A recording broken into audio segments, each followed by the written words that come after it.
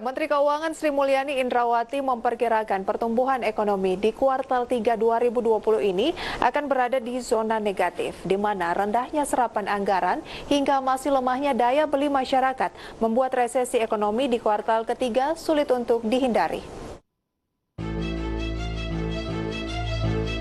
Perekonomian Indonesia tinggal selangkah lagi mengalami resesi. Dalam jumpa pers secara virtual, Menteri Keuangan Sri Mulyani Indrawati mengungkapkan berdasarkan data terakhir, ekonomi di kuartal 3 akan berada pada kisaran 0 hingga minus 2%.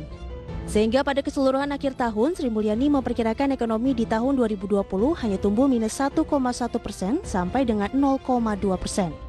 Menteri Keuangan melihat indikator di bulan Juli menunjukkan tren negatif, dan ini sangat sulit meskipun ada beberapa faktor sudah positif.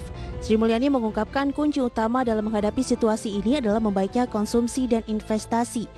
Meskipun pemerintah sudah membelanjakan pengeluarannya, namun jika konsumsi dan investasi masih negatif, maka akan sangat sulit mencapai zona netral. Ketiga, kita outlook-nya adalah antara 0 hingga negatif 2%.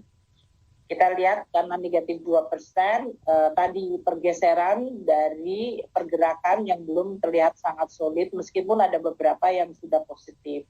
Keseluruhan tahun seperti yang sudah saya tadi sampaikan adalah antara minus 1,1 hingga positif 0,2 untuk tahun 2020.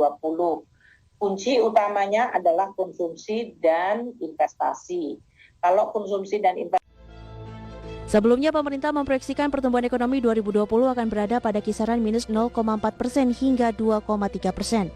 Namun pemerintah kembali merevisi prediksi tersebut setelah ekonomi Indonesia pada kuartal 2 terkontraksi cukup dalam, yaitu 5,32% secara tahunan. Dari Jakarta, Rajo Patmo, IDX Channel.